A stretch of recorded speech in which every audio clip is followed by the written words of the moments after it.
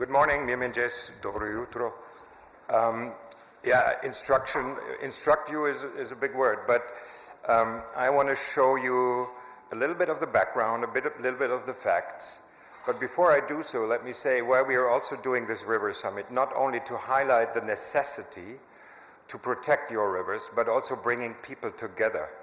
In these days, especially in these times, we live in bubbles and that are not connected.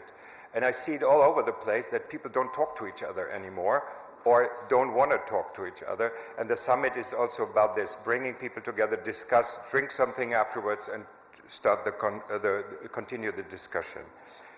So I'm a little bit, zoom out of the Kosovo. This is what you see. These are the Balkan rivers. Meanwhile, we're doing this Blue Heart campaign for more than 12 years. We assessed a lot of data. We have data, scientific data, of about 80,000 kilometers of rivers. Everything that you see here is what is blue or yellow or green is the river. Everything that is blue shows an intact river, so living river.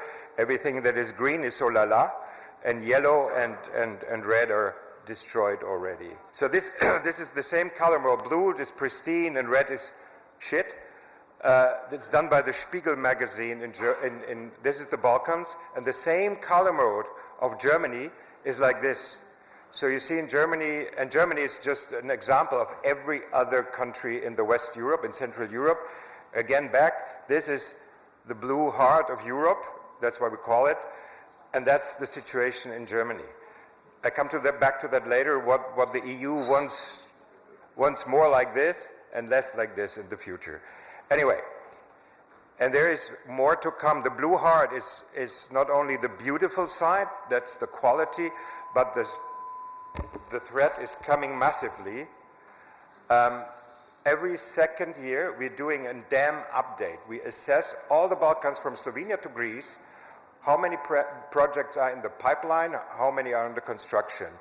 And in this year, there was about more than 3,000 dam projects, hydropower projects in the pipeline projected. 94 were under construction and 1,800 are operating in this whole region, the black dots and the red dots. So that looks like, when you have children, you have the disease with the chicken pox, it looks like that, but it's more severe. And another information of data is that 92% of these dams, hydropower plants, are small scale, are small ones. I come back later what that means.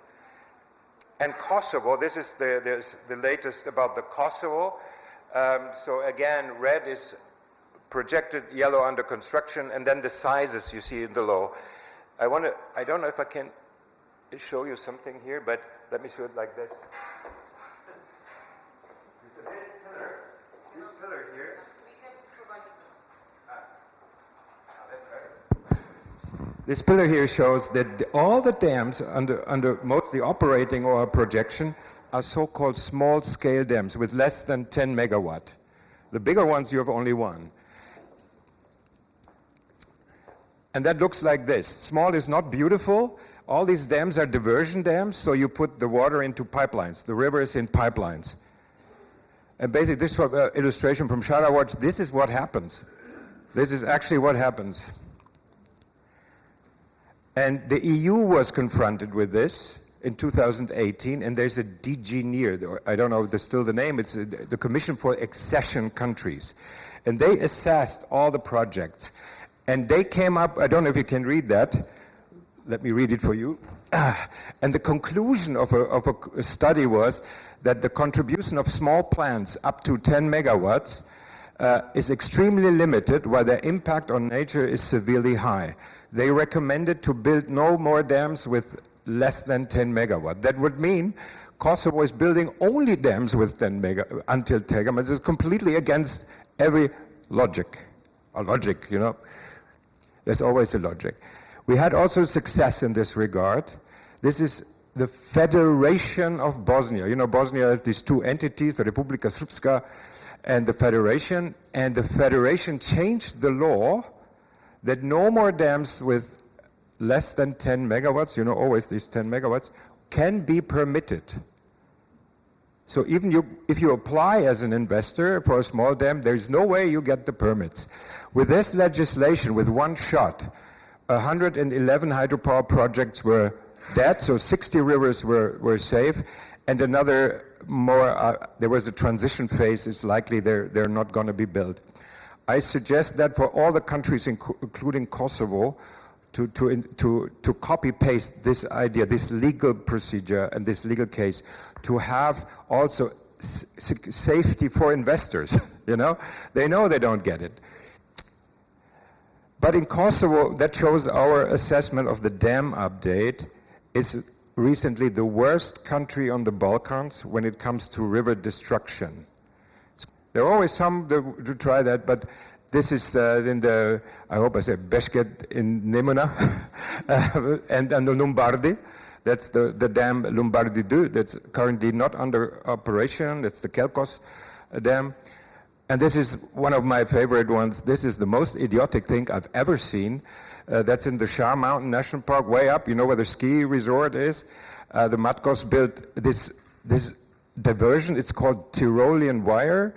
So the river comes from there. It's a stream. It goes into a sink, and then it's being transported by the pipeline. And this here in front is the rest of the river. And he builds a little villa right next to it in the national park. That's unacceptable. Well, let me go back. And this is what makes Kosovo unique. So you're not only destroying all your rivers, but you're destroying them inside a national park. And that is not okay, also from an international perspective, because you're setting negative standards. If you allow them to construct, even in existing national park, you permit them, you give an example, a bad one, to others. They can always say, look at the Kosovo. So therefore, I think in this one has to be removed like others as well. But while we are doing this, together with a lot of people, the Blue Heart movement is big at the moment. We started 12 years ago very small with a project proposal. It was 60,000 euro in total. But now we are really big. We have 10 lawyers that work for us. We have 240 scientists that are involved in the campaign, artists, activists, and so on. That is inspiring. Inspiring is the nature that is still there. That it's unprecedented. It's crazy what is still here. That's why we call it the Blue Heart. But what is also inspiring me especially is the passion of the people. In the rest of Europe, we have lost that. I think we are too rich, too distracted, too far away from nature. But here in the Balkans, we're seeing that everywhere that people stand up for nature without profiting from it. And these are the famous women of Kruščica. Only women blocked the construction site for more than 400 days and nights, 24/7, until the court decided they were right.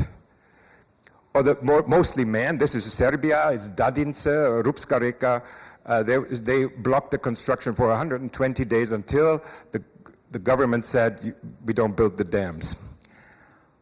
The people from Neretvica near Sarajevo, they blocked 15 dams on Neretvica, small Neretva.